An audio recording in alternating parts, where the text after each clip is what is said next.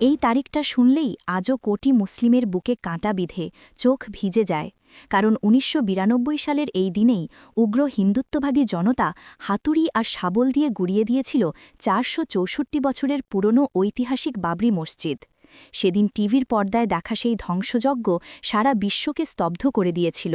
আর ঠিক ৩৩ বছর পর আজ সেই একই তারিখে পশ্চিমবঙ্গের মুর্শিদাবাদ জেলার বেলডাঙায় নতুন করে ইতিহাস লেখা হল, যখন বিধায়ক হুমায়ুন কবির ঘোষণা করলেন বাবরি মসজিদ নামেই মসজিদ নির্মাণ হবে, কোনো শক্তি এটা আটকাতে পারবে না। আর সেই মুহূর্তে দেখা গেল এমন দৃশ্য যা চোখে জল এনে দেয়।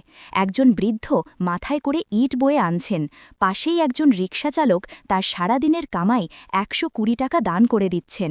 ছোট ছোট বাচ্চারা মাটি বহন করছে। এই স্বতঃস্ফূর্ত অনুদানের স্রোত দেখে মনে হচ্ছিল যেন ৩৩ বছরের চাপা কষ্ট একসাথে বেরিয়ে আসছে।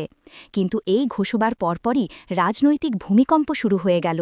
তৃণমূল কংগ্রেস তাদের নিজের বিধায়ককেই বহিষ্কার করে দিল। মুখ্যমন্ত্রী মমতা বন্দ্যোপাধ্যায় নীরব থাকলেন।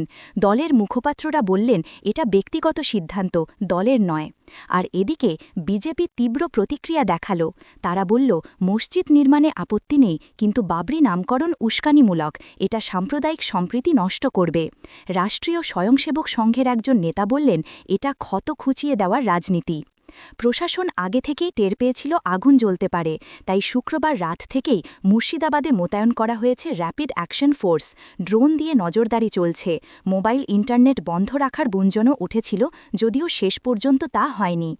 রাষ্ট্রবিজ্ঞানী অধ্যাপক সব্যসাচী বসুরায় চৌধুরী বলেছেন এই পদক্ষেপ পশ্চিমবঙ্গে পরিচয়ের রাজনীতিকে নতুন মাত্রা দেবে এবং আগামী পঞ্চায়েত নির্বাচনে এর প্রভাব পড়বে। এদিকে প্রতিক্রিয়া আসতে শুরু করেছে অন্য দিক থেকেও। সনাতন সংস্কৃতি সংসদ নামের একটি হিন্দুত্ববাদী সংগঠন ঘোষণা করেছে রবিবার কলকাতার প্যারেড গ্রাউন্ডে তারা গীতাপাঠের কর্মসূচি করবে। এটাকে অনেকেই পাল্টা চাল হিসেবে দেখছেন। মুসলিম সংগঠনগুলোর একাংশ বলছে এই মসজিদ ন্যায় বিচারের প্রতীক, আবার আরেক অংশ বলছে এই নামকরণ এখন সঠিক সময় হয়নি, এতে বিভাজন বাড়বে। অর্থাৎ মুসলিম সমাজের মধ্যেও মতবিরোধ তৈরি হয়ে গেছে। ইতিহাস বলে ১৫২৮ সালে মুঘল সম্রাট বাবরের সেনাপতি মীর বাকি এই মসজিদ নির্মাণ করেছিলেন, আর ১৯ সালে সুপ্রিম কোর্টের রায়ে সেই জমি রাম মন্দিরের জন্য দিয়ে দেওয়া হয়। মুসলিমদের দেওয়া হয় ৫ একর বিকল্প জমি, যা এখনও অব্যবহৃত পড়ে আছে। প্রশ্ন উঠছে মুর্শিদাবাদের এই মসজিদ কি শুধুই একটি ধর্মীয় স্থাপনা, নাকি এটা একটা রাজনৈতিক বার্তা? বিশেষজ্ঞরা বলছেন ২০২৬ সালের পশ্চিমবঙ্গ বিধানসভা নির্বাচনের আগে এই ঘটনা রাজ্যের সাম্প্রদায়িক ভারসাম্যকে নড়বড়ে করে দিতে পারে।